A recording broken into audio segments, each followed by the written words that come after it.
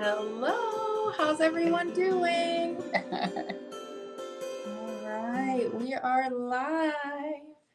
And Miss Shorty Pants over here, you need to move forward and stand on something. We're trying to adjust the screen so we both fit, don't chop our heads off or are up to here. Yeah.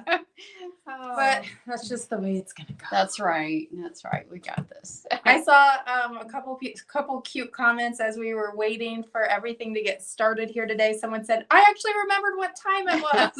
I thought that was cute. We did too, which is a good thing. Oh, hi, Lori. Lori says it's her first time here. Oh, well, hello. Congratulations. I don't know what I was thinking. Welcome. We're glad you're here and you have found us. We've got Tennessee in the house. Awesome. Germany. How cool. That is cool. I see Grid from Germany. So Lori and all the new people, do they need a little tip on what to do to get involved in the drawing that we... Well, I saw their name. You did? So they're good. All right. So what Annie's referring to is we use a service called StreamYard for our live streaming. And we do like to do live giveaways, which we do have one for you today. Yesterday, by the way, I messed up. I hit the end button before I did the giveaway, but luckily I hadn't closed out of our streaming service. So I was able to pick a winner based on all the true comments. And Marie Schrader won. I did post that video, but whoops, you guys are gonna have to remind me so I don't do that today. Hopefully I have learned my lesson. But anyways, if you do want to participate in the giveaway and allow us to see your comments and your name, make sure to go to streamyard.com/Facebook.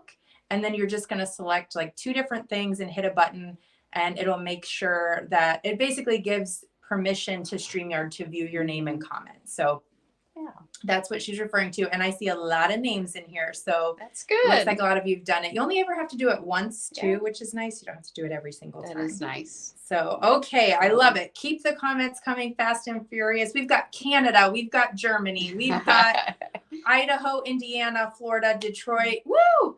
Detroit. I'm a Lions fan. They're having a good year too. They are having a good year, man. Okay. Well, what are we working on today? Well, today we are going to take the block that we did yesterday along with all the other blocks that I already did. And I'm going to trim the block I did yesterday. We are going to learn how to pin the correct way. We are going to talk about pressing or sewing the block together, pressing, and then adding the backing. Sounds like a lot.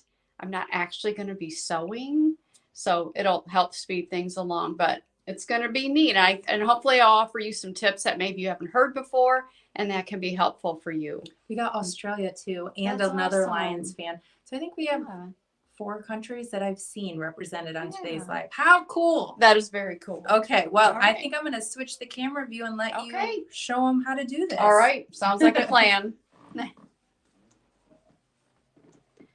So here we have, I can't really get it all in, so I'll just kind of move it around. There we go. So here you can see the completed one, our completed sample that we showed you yesterday, and all sewn together. The backing is just a 1-piece backing on it. And this is the separate individual blocks from the next sample that I have made. This top section here is already totally complete. So we're just going to set that aside for now. But I have it laid out, and I have it laid out basically based on the file names in page 26.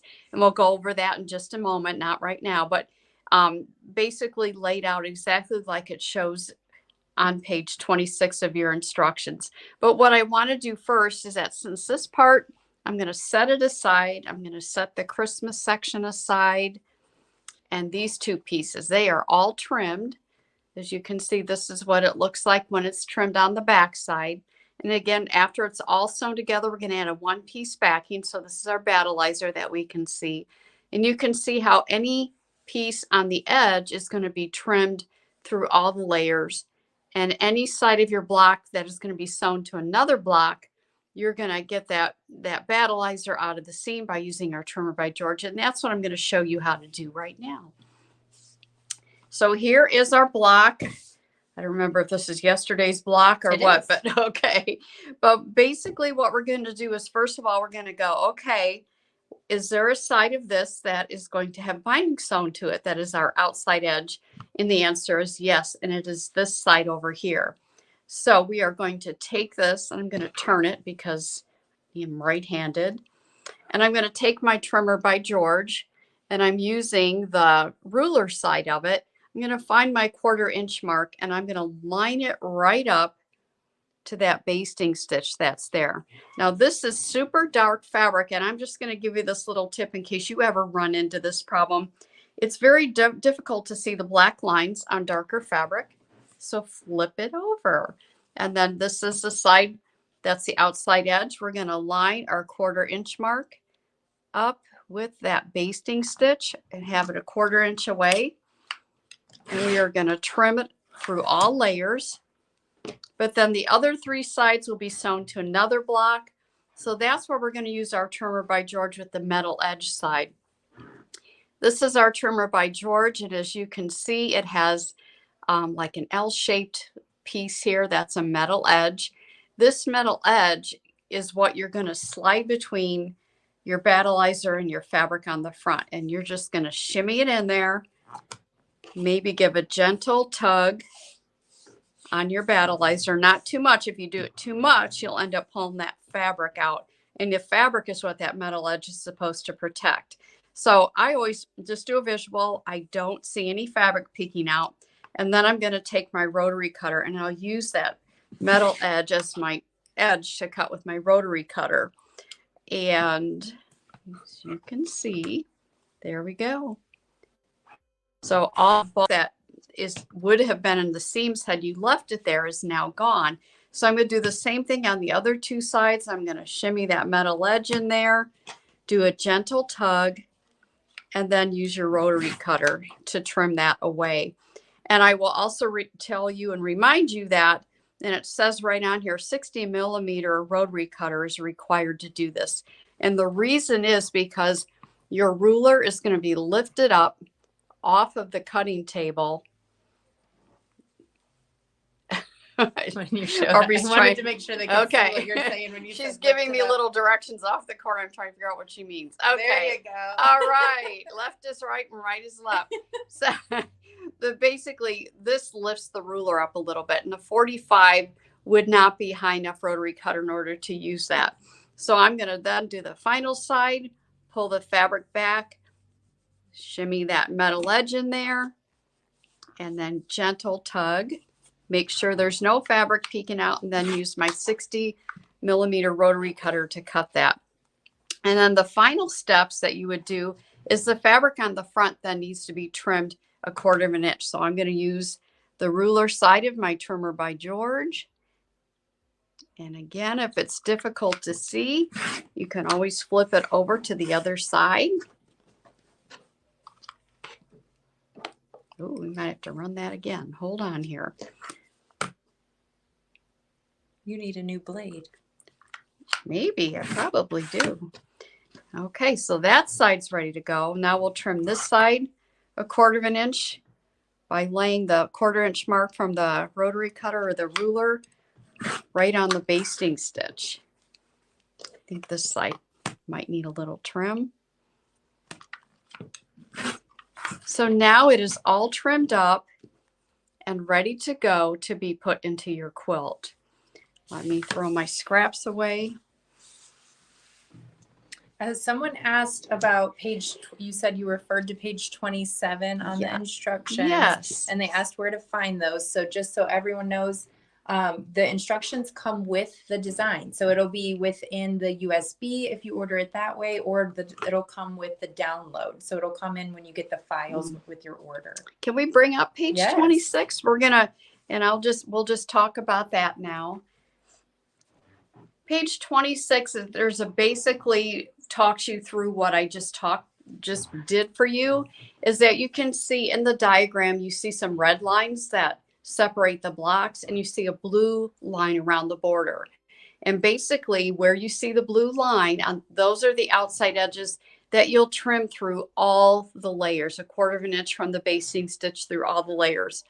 And then the red is where you're going to use the Trimmer by George, the metal edge, to remove the bulk from the seams and trim that battleizer right up to the basting stitch.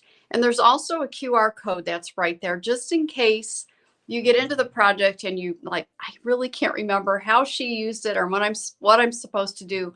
But that QR code, if you just point your camera at it, it'll have a link that pops up, and you just touch the link and it'll take you to a very, it's just well done video that tells you a lot and gives you a lot of good information on how to trim your blocks. And in person, it's not this little. So it's difficult to see on the screen, but when you actually get your files, Yeah, you'll that be looks able to like read it. a font size 0.25.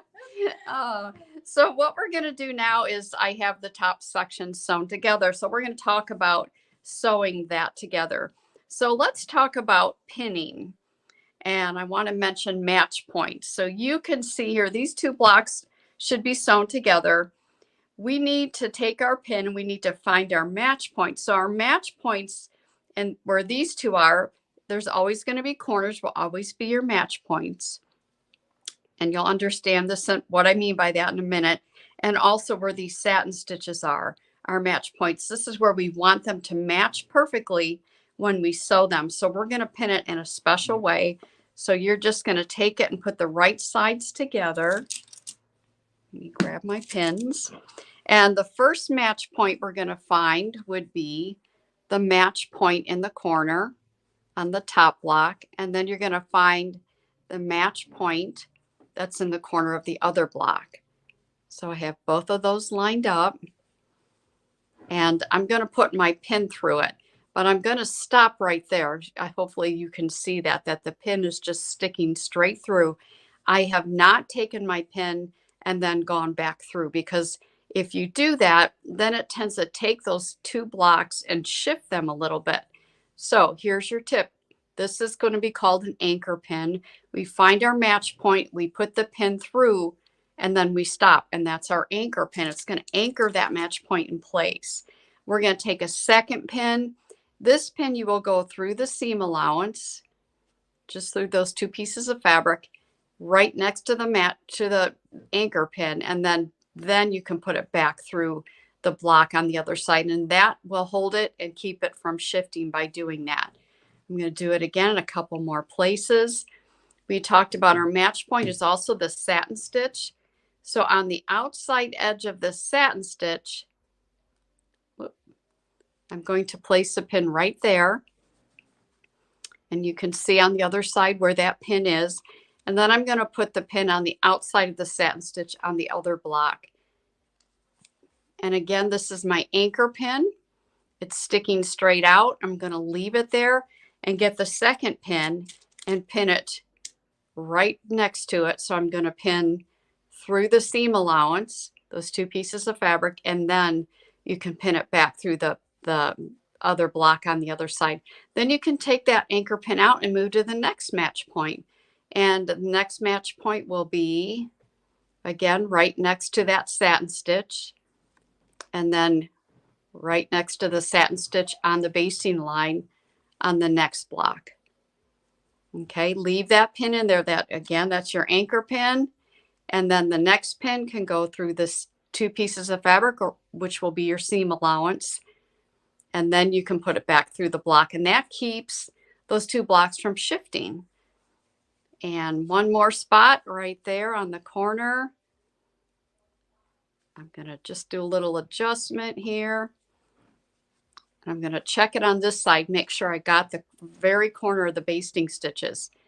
And then I will do the same on the other block. Leave that in for my anchor pin. That looks like a hat pin. I don't know where that came from. And then I'm going to take another pin right next to it, put it through the seam allowance, and then back through the block, and I can remove my anchor pin. And I might want to put another pin in there just to make sure nothing moves, and so that those two basting stitches are lined up together. And then I'm going to take it to my machine. I'm going to use a walking foot, and I got a pin in here somewhere. You're going to sew right on that basting stitch. So with a walking foot, just find a neutral color thread that you can use, like a gray, or if you have all one color, you can choose that color. There's a I guess there's mostly red on this one, so you might want to choose red or gray, and then you're sewing right directly on that basting stitch, of course taking the pins out before you get there. And that's how you would do the pinning, and then you have your blocks all sewn together. So when you have all your blocks sewn together in rows from left to right, then you can take each of the rows and you can begin sewing them together till you have all of it done and sewn together. I want to talk about pressing as well. We have vinyl in here. So I like to use steam. Sarah doesn't like to use steam. Honestly, I don't know if Linda uses steam or not, but I do use steam when I press my seams, but I have to turn my steam off when I'm getting near the vinyl because it will tend to begin to melt. That steam will start to melt it. It'll also fill the fabric on the back here full of moisture. So just something to be aware of.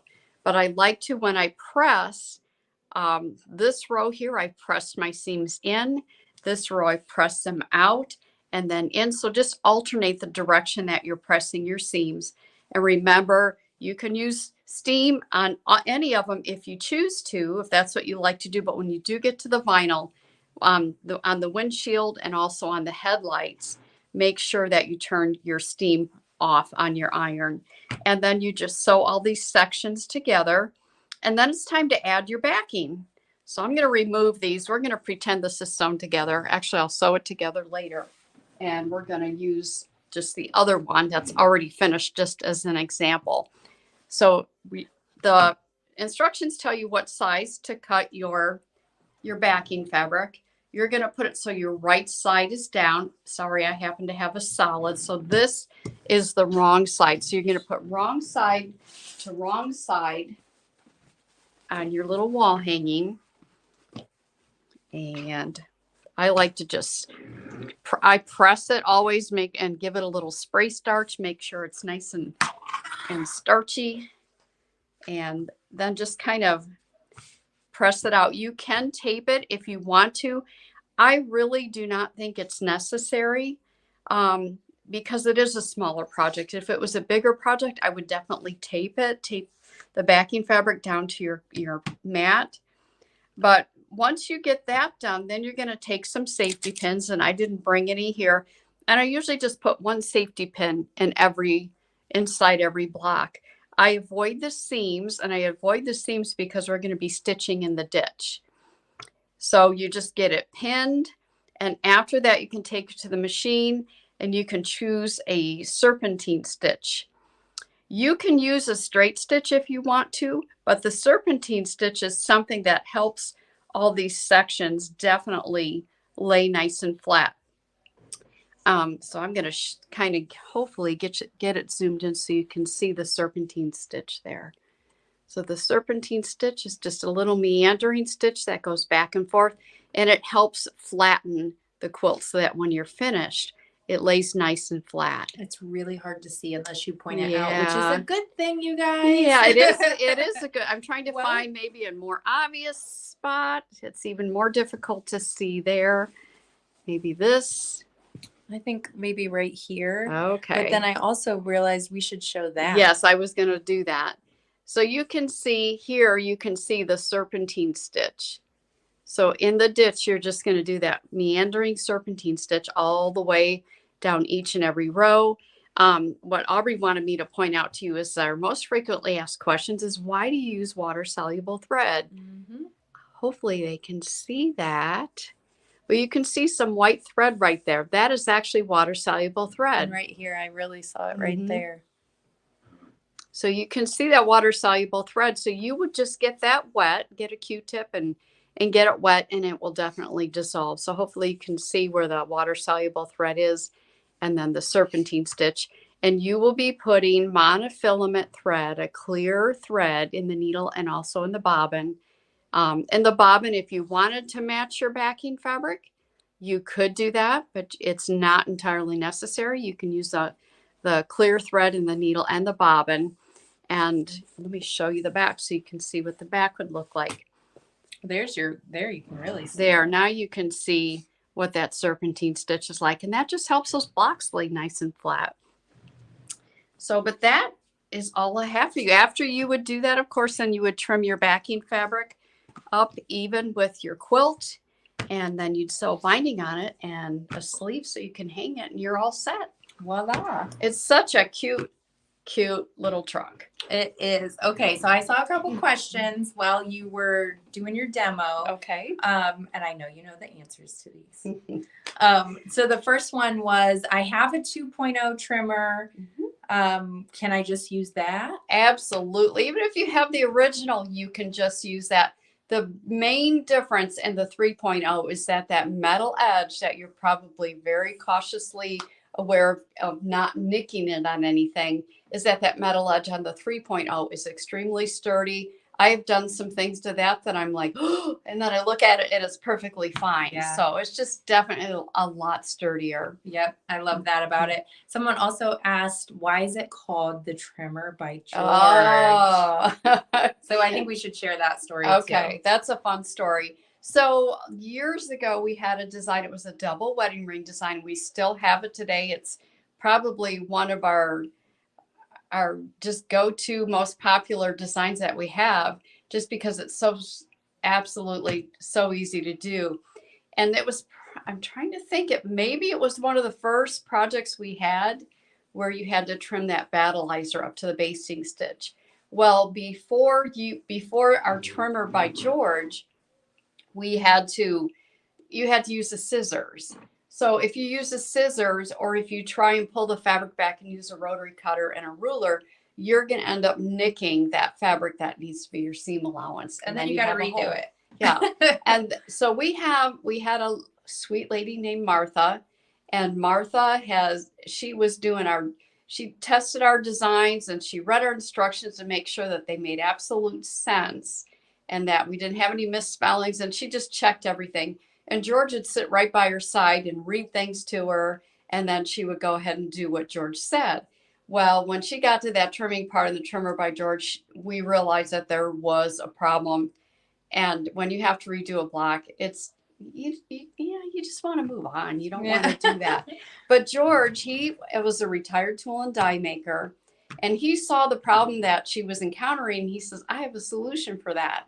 So he went out to his garage in his workshop, and he actually took a piece of gutter material and crimped the edge. It did the trick.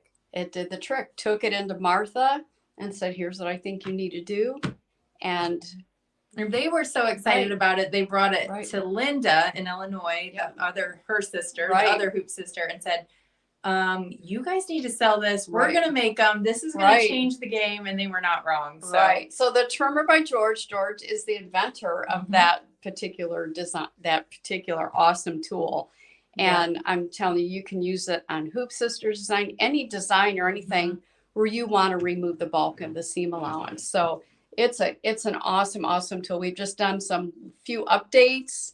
The 2.0, we added an acrylic ruler, and the 3.0, we made the metal edge a lot sturdier. So it's by George, in honor of George. Yes. All right. So Lori asked, could you add this to a quilt? I'm assuming she means the whole design. Add the whole design to a quilt? Maybe she wants to put it in the middle of a quilt. Absolutely. I think is what she's asking. Sure. Okay. And then I also saw this question here from Melissa. When you hoop the battleizer, do you pull it tight? Well, I don't really pull it tight. And all hoops have a different way of hooping.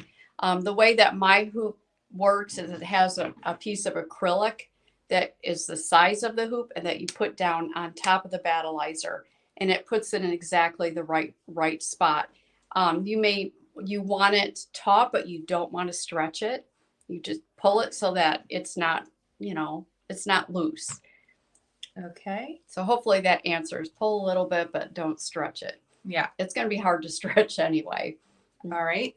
And then Miss Donna asked, what is the smallest hoop that you can use to make this project? I've seen a couple questions saying, I have a 6x10. Will it work? And unfortunately, it won't. Yeah. So, Yep. Most of our 3-block wall hangings require a minimum 7-inch sewing field, 7 inches wide, with the exception of our snowman, which is an 8-inch. So hopefully you have something a little bigger than your 6x10 hoop. If not, I'll bet your sewing machine dealer can hook you right? up. Oh, Jackie, you need to try it. She said I have it, but haven't had the nerve to try it, the double wedding ring. Oh, So my. I think we need to do a live on double wedding Sarah ring. and I have plans coming. Yes, because it's the easiest double wedding ring either. It's basically strip piecing, applique it down, add the backing, do the quilting, and then on to the next. So Great. from what I hear, it's like the easiest way to do it. Double wedding ring. It is. I've tried a couple different ways. And I'm like, so stay tuned for the double wedding ring because Sarah and I have a plan. And then what wide binding? I'm thinking what width is the binding? Okay. In fact, we should show, we actually have marks specifically for that on the trimmer. So you will be able, let me make getting sure. a lot of glare there. So right there is the binding and there's the sashing mark. Yep. The binding that we have marked on the Trimmer by George ruler is at 2.5 inches. And the sashing, of course, we advise you to cut it 1.5 inches. But on this project, you don't have to worry about sashing because it's just a one-piece backing. That'll bring up more questions than answers. Way to go. I know. And then Paulette said the 3 is her favorite, much sturdier. Oh, She's talking about the trimmer. Yes. And I agree. It's awesome. All right. I'm just trying to make sure that we got all the questions answered. Sure. So let's answer this for Lori. I think Lori said she was new.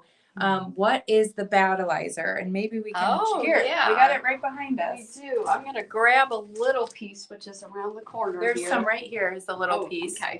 So if I don't know if you want to hold it up here or show it there. Okay. So battleizer is basically, it's batting.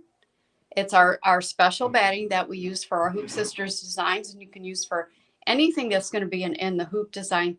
You can see how nice and thin and easy it is to hoop, but it also has your stabilizer in there. So it's your batting and stabilizer combination. So you only need to buy the one product. You don't need to buy two.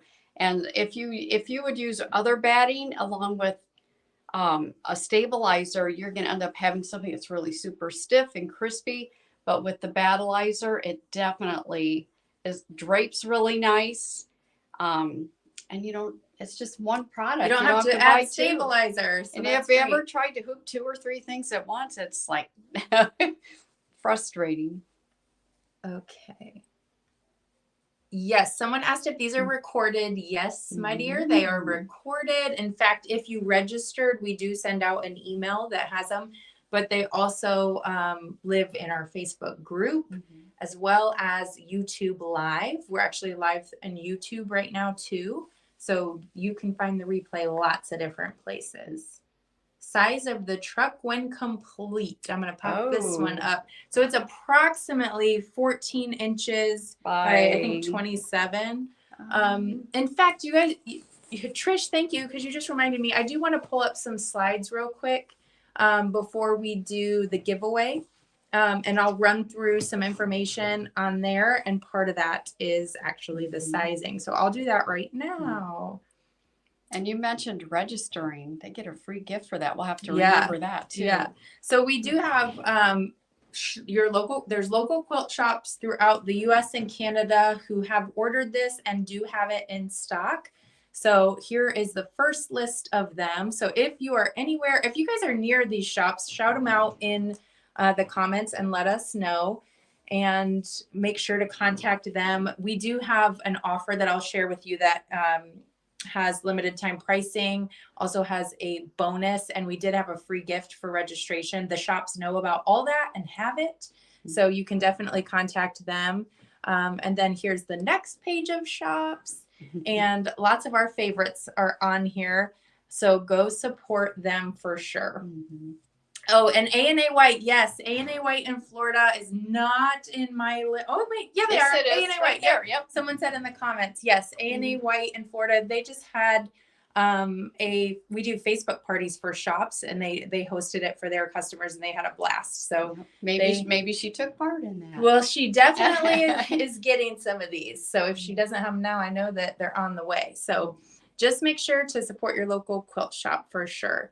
And I've seen Alpine. Somebody mentioned Alpine in the comments. They're giving them a shout out, and So Nice in Upper Sandusky. So you guys have some shops near you. That's super cool. So definitely make sure to get a hold of them if you're interested in getting this.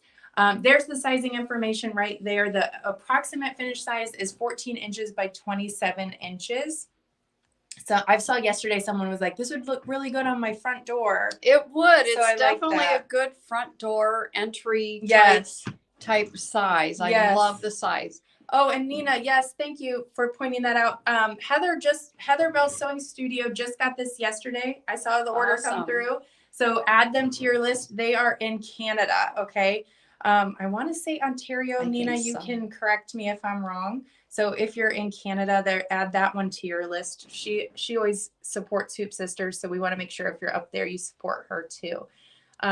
So yes, 7 inches by 7 inches. You do need that to be your minimum hoop size to make this guy, and we definitely recommend pairing it with our battleizer. So that is a cute sample. Yeah, so here's another colorway, right? We showed this yesterday. So cute.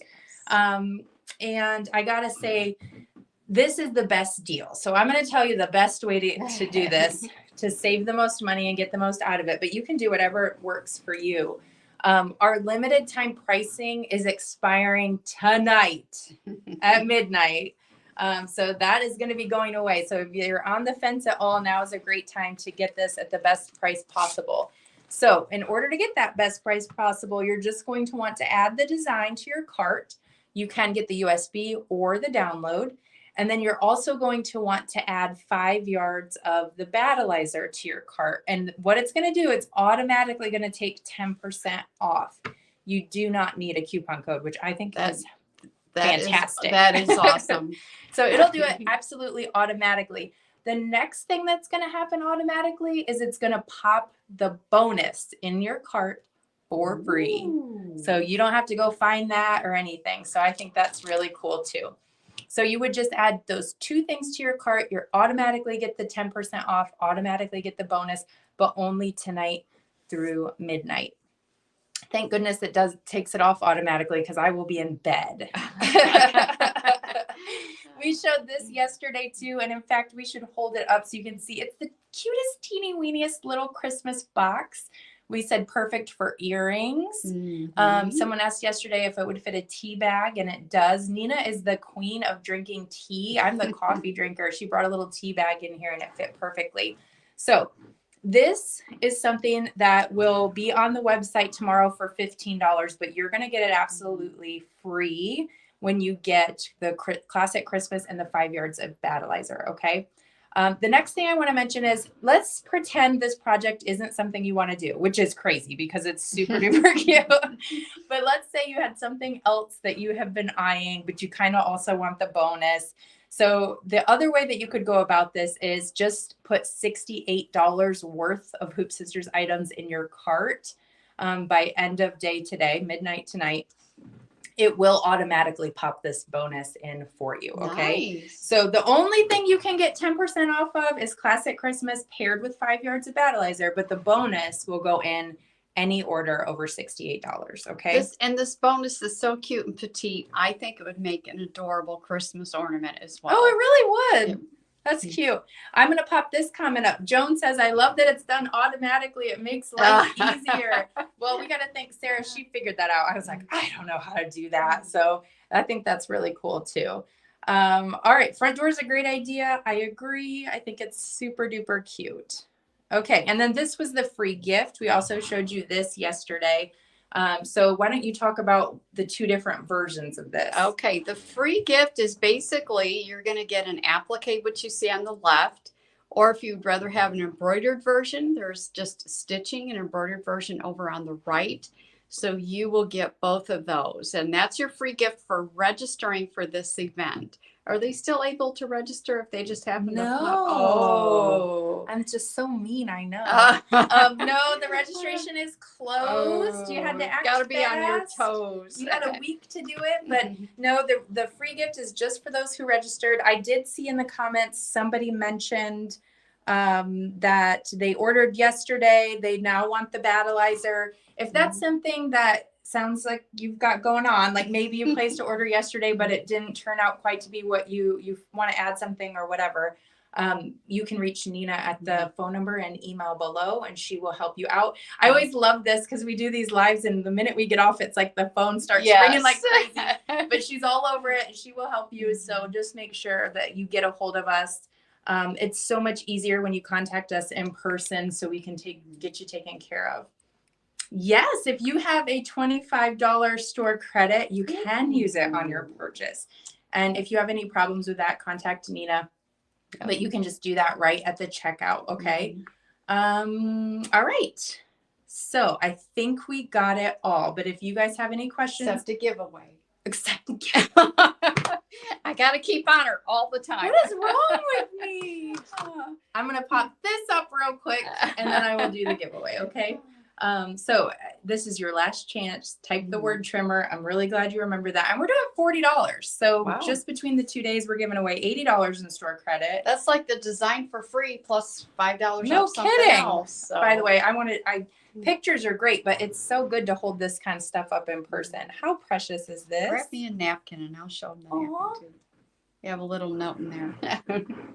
Yeah, and here was the embroideries. Here's the embroidered napkins. And then I'm short, but on my apron, I have the applique. There you go. All right. Well, I think we will jump into this giveaway, and then that's all we got for you today. But I think it's really nice that we do the workshop the way that we are, because I think most people get intimidated by the trimming and joining, and we just make it so easy, you guys. So jump in, give it a try. It really is easy. Just do it. Okay, I'm gonna do the giveaway. Share my screen and get us a winner. All right, here we go. We need like a drum roll or something. Slowing down. Oh, Keith and Connie Morris. Yay. I don't know if it's Keith or Connie watching, but you're a winner. So congratulations. Now here's what you're going to want to do. Excuse me. You, Keith or Connie, whoever was the one watching, go ahead and email Nina at hoopsisters.com. And what she will let her know that I'm going to pop her info up there. Let her know that you won $40 in store credit. She will pop that into your online account, and then you can purchase whatever you'd like from our website and get $40 off of it, which is pretty cool. It is pretty cool. Usually we do like 10, so 40 for the 10 or 25, but 40. That's awesome. All right, well, thank you so much. And for those of you who have already placed your orders, we appreciate you. Thank you. We love seeing those roll in, and we're super excited when we get to box everything up. Well, we don't, but in Illinois, they're boxing it all up and getting it out the door quickly. So we appreciate you all, and I think that's it. That's a wrap on Classic Christmas. That is. So we hope you enjoy it, and post your finished pictures on Facebook. We'd love to see them. All right.